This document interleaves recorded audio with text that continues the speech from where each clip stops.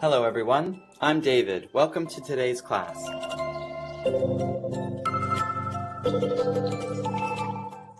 Have you ever tried conversing with a native English speaker only to receive a shocked or offended expression in response? Perhaps it was a lack of understanding of the nuances of English that caused the miscommunication. With language, it is true that meaning is not only conveyed through a chain of lexical terms and phrases, but the subtle nuances that come with them. We're going to talk about 4 things in today's lesson. First, we'll focus on literal versus intended meaning of language. Second, we'll go over common language mistakes and misusage. Third, we'll touch on how culture influences language. And fourth, we'll give some tips on how to sound more native.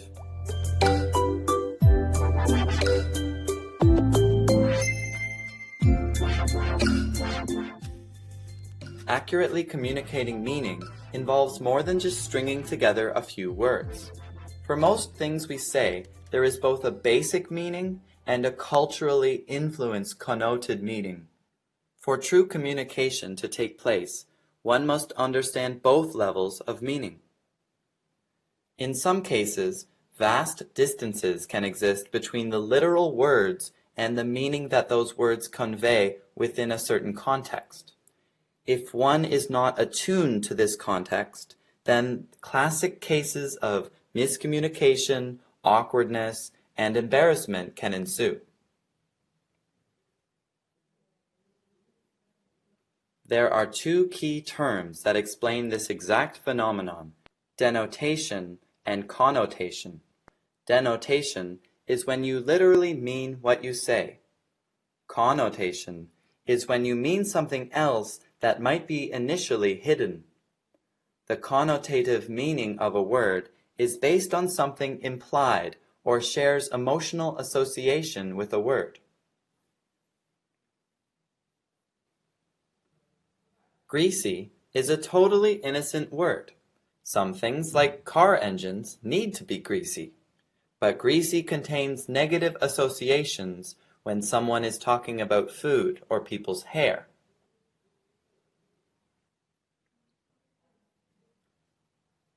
There are many English words that denote roughly the same thing, but their connotations are very different. Innocent and genuine both denote an absence of corruption, but innocent is frequently associated with a lack of experience, while genuine isn't. Let's break down a more common example to illustrate this point. In the dictionary, house and home have approximately the same meaning. But listen to this sentence, which includes both words. You may live in a house, but we live in a home. The sentence here suggests that home has an additional meaning and implication. Aside from the dictionary definition, many people associate things like comfort, security, or privacy with a home.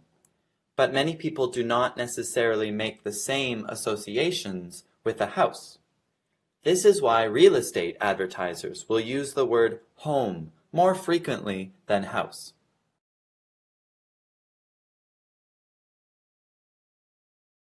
The feelings, ideas, and memories that encompass a word make up its connotation. Although both house and home have the same denotation, home has more connotations. Connotations can be positive, negative, or neutral. Let's look at 3 terms: homeless, vagrant, and someone with no fixed address. All 3 of these expressions refer to exactly the same type of people, but each of the 3 terms have a subtly different connotation. A homeless person is worthy of pity and charity. Perhaps someone writing an editorial supporting a new shelter would use the positive form. However, a vagrant is a public nuisance. Therefore, someone writing an editorial in favor of anti-loitering laws would use the negative form. But what about the neutral form, with no fixed address? Someone might use this phrase to purposely avoid revealing their attitudes and inner feelings.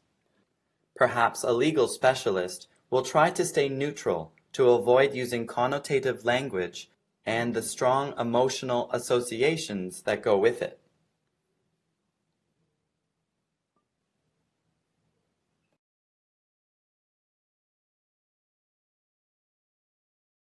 Just as English synonyms have different connotations, the connotation of words between languages is also different. And this is definitely true when comparing Chinese words and their English equivalents. In our mind, we think the grammar, language usage, and logic can simply be translated from one language to another. But this is not the case, and this is why many Chinese learners who are learning English make similar mistakes.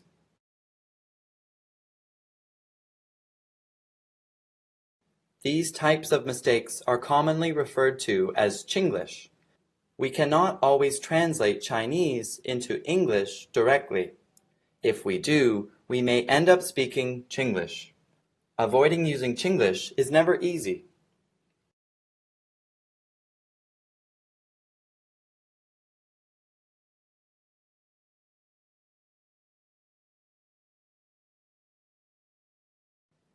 For now, let's get into some examples of Chinglish and how to say them correctly.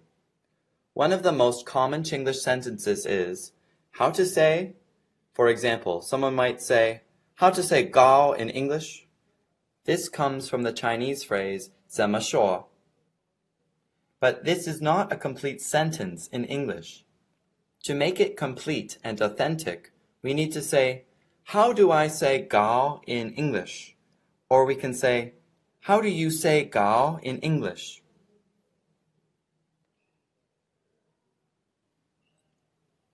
Another example involves the word interesting. Many Chinese learners are taught in school that interesting and fun have the same meaning. Generally speaking, they do, but they cannot be used interchangeably. Interesting describes something that intrigues one's mind. Fun is simply something that is enjoyable. If you want to describe a hobby, we don't normally say, I think blah blah is interesting. Say, I like swimming, instead of, I think swimming is interesting. You could say, I think science is interesting because it is something that engages your mind. A common mistake occurs when people talk about the food they like. Quite often, Chinese people who are learning English will say, I like delicious food. While this works in Chinese, in English it sounds odd and redundant. Delicious already implies that the food tastes good, so we don't need to say that we like it. We can say, I like Chinese food, or I think Chinese food is delicious, for example. We would never say, I don't like delicious food.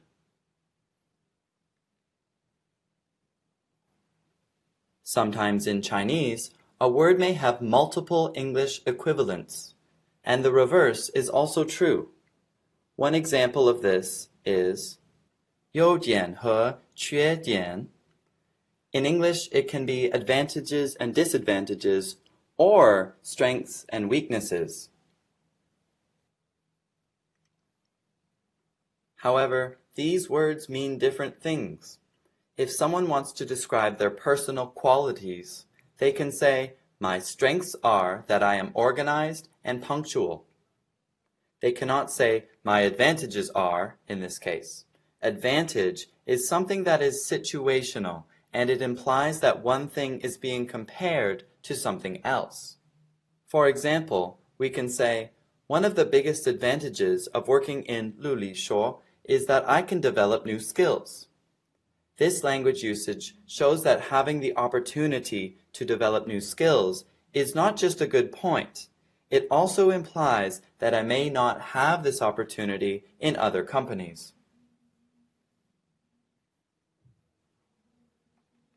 Another problem English learners might encounter is not knowing how to sound polite.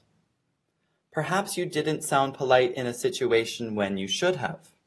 Politeness is one aspect of language that varies between cultures. While every language has words for being polite, how and when to be polite may be different.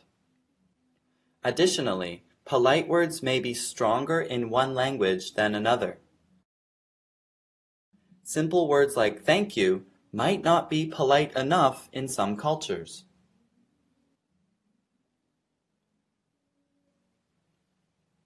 English has many words for being polite. Using certain modals is one way of doing this. For example, could is considered to be more polite than can. Examples of polite modals include may, could, would, and might. These modals are more polite because they are considered weaker than other modals, like can. Our course gives a good explanation of how these modals can be used. Note that the modals can be weakened or removed from reality by the use of their past tense form. This is why, when an American is ordering food in a restaurant, they will say, could I have, instead of can I have. Could is the past tense of can, so it sounds more polite.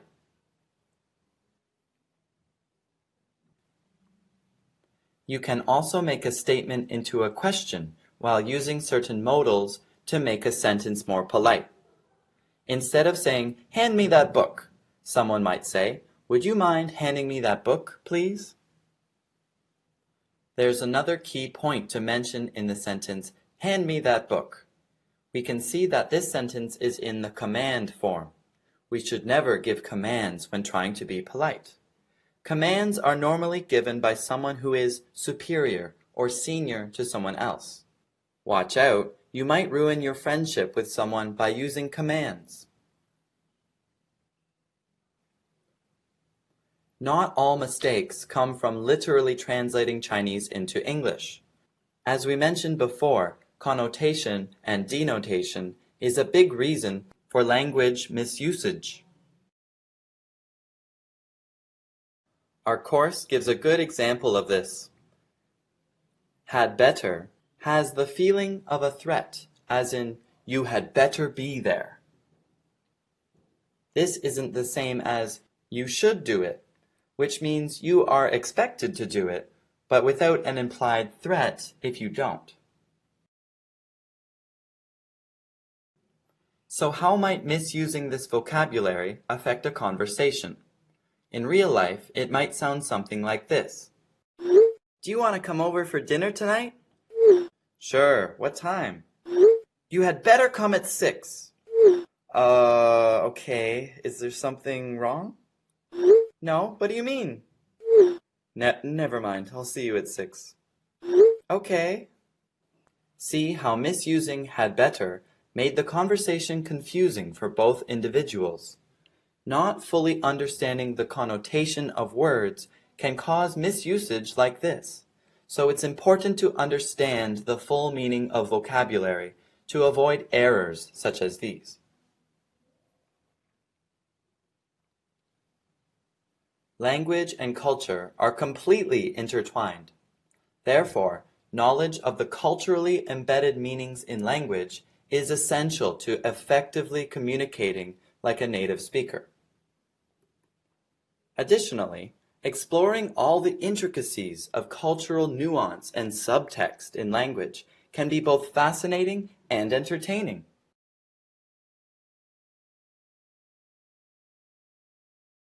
It allows for natural communication.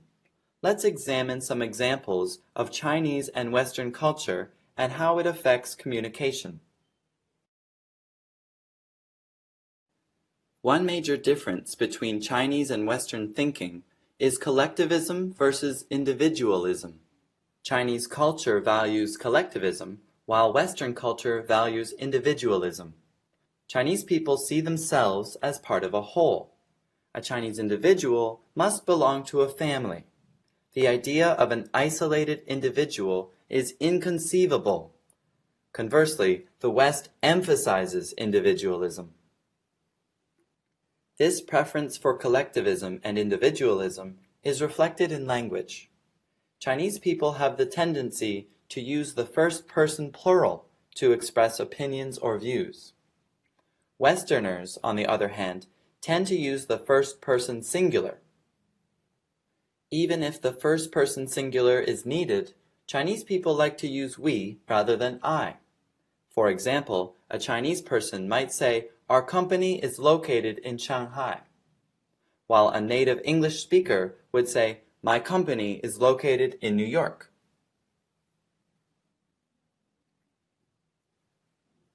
Different countries and cultures have different living situations. Because the population in China is so high, almost everyone lives in an apartment. In Western countries, it's more varied. Many people live in either houses or apartments, so we use two distinct terms to describe these different kinds of homes. In Chinese, apartments are called houses since most people live in them. Beauty is another example that varies between cultures. In Level 5, Lesson 12, we learned about different perceptions of beauty between China and the West, and these differences affect language usage. In China, a woman might be complimented on how white her skin is or the shape of her face. In the West, however, these compliments would be seen as strange, or they wouldn't be taken as a compliment at all. Perhaps they would sound insulting and offensive to some people. In the West, compliments on appearance are more general. For example, Western people might say, "I love your hair," or "Your eyes are beautiful."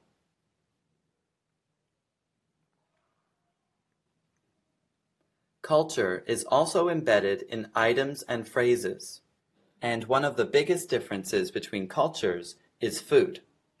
So it's no surprise that there are items related to Western food in English.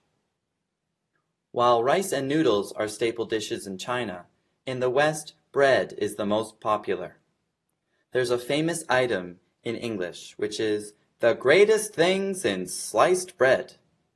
This is a humorous item, meaning something is excellent, especially because it's new and innovative. As we just mentioned, bread is a popular staple in the West.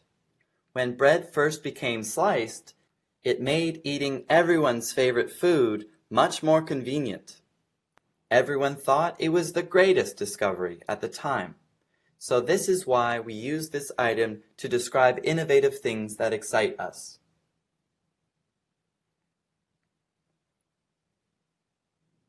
Besides food, there are also many English items related to sports. Baseball is a sport that is very popular in the US, but not in China. Therefore, in English, we have many items which originate from baseball, like "in the ballpark."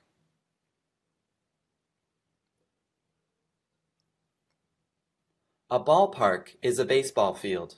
In baseball, players try to hit the ball out of the park. If they do, they score a home run, meaning their team gets points. If the ball stays in the park, the player who hit the ball may or may not score a point, because many different things can happen. So if someone or something is in the ballpark, their ideas, actions, or estimates are approximately right, but not exactly right. This type of item is not in Chinese because baseball is not part of Chinese culture.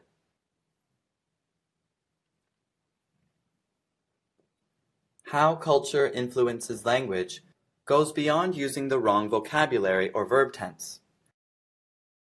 It affects one's entire mindset as they learn and use a language. Language is the carrier of thought. Since culture greatly influences how we think, it will also influence how we speak a foreign language. As we mentioned before, many English learners habitually speak Chinglish without realizing it. Chinglish is the combination of English formed under the influence of Chinese culture. thought patterns, values, and ideas. In order to sound like a native English speaker, we first need to understand the differences between the Chinese and English mindset. A major difference between Chinese and Western thinking is how concepts are expressed. Chinese concepts are normally expressed concretely. However, Westerners prefer abstraction. They tend to use abstract ideas to express concrete things. Because of the different way of thinking, Chinese people and Westerners may express the same thing in different ways. This is why the English spoken by some Chinese English learners are different from the standard English used by native speakers. For example, English uses more abstract and general nouns, while Chinese uses more concrete nouns. In English, there are many general and abstract nouns used to express complex concepts. In Chinese, nouns tend to be more concrete, perceived by the five senses. Nouns are more abstract in English, so they cover a wide range of ideas and concepts. Since nouns are more concrete in Chinese, category words need to be added in order to understand the exact meaning of a noun. Because of this, it's common for Chinese learners to add these extra category nouns when they aren't needed.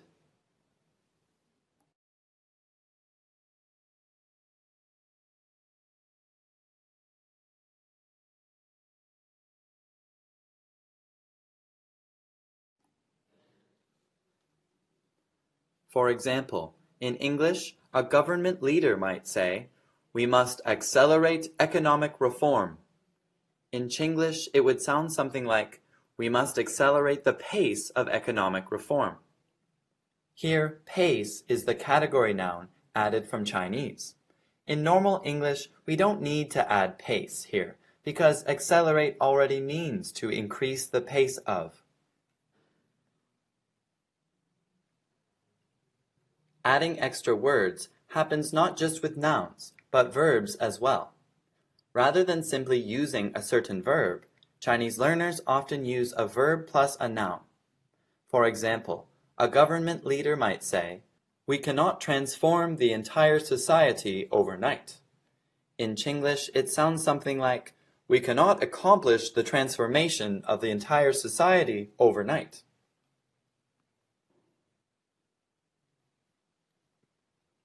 The reason why this unnecessary repetition doesn't work in English is because of the Western way of thinking. In English, the logic of the language is linear. We start with one point and then move on to the next point without going back unless we want to make a final conclusion. This is why English paragraphs and essays have an opening, a body, and a conclusion, moving in a linear pattern. Chinese logic is more circular. One can jump from one idea to the next and even go backwards if they like. Repeating points and words is normal, and we see this reflected in the English of Chinese learners. Now you have a clearer understanding of Chinglish. But what's the best way to avoid using Chinglish? We need to think in English when speaking English, rather than thinking in Chinese. To do this, you need to dive deep into the mind of an English speaker. There's no better way to do this than living in an English-speaking country. While this is a great way to form an English mindset, not everyone has this opportunity. The concept, however, remains the same. Put yourself in an English environment. Working in an international company with foreign colleagues and clients is great for this, but again, not everyone has this opportunity. So, seek out opportunities where English exists in the world around you. If you like socializing, go to a Western restaurant and have a chat with one of the customers. Or, strike up a conversation with a foreigner you see at the gym. If both of you have a common interest, like exercising, it's easier to start a conversation. Who knows, you may even make a close friend. After becoming friends, try engaging in deep and meaningful conversations with a native speaker. Don't just talk about the weather or food. You can go into deeper topics regarding life or beliefs. These types of topics not only use more difficult language, but also bring out a variety of feelings and attitudes tied to the language used.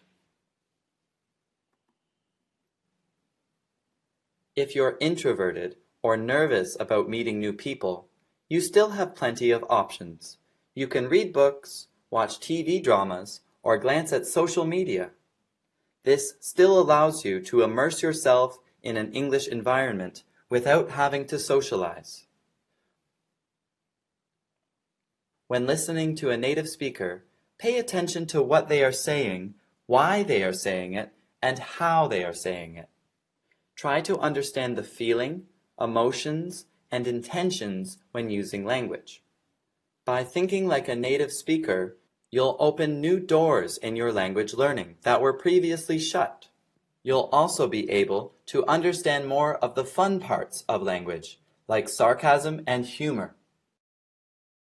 From today's lesson, you should have a better understanding of the nuances of English. Congratulations! You have just taken a key step in your mastery of the English language. You're on your way to becoming an expert on the nuances of English. It's not impossible to have near native-like English ability, but it does require effort and time. So work on it and be patient. Let's quickly review what we learned today. First, we focused on the literal and intended meaning of language. Second, we listed 3 kinds of common language mistakes and misusage.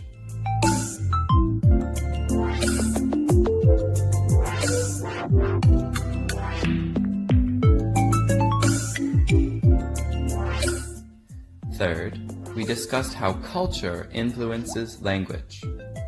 Those factors include values, living situations, perceptions of beauty, and so on. And fourth, we learned how to sound more native. Well, everyone, that's all the time we have for today. Thank you for coming to class. See you again soon.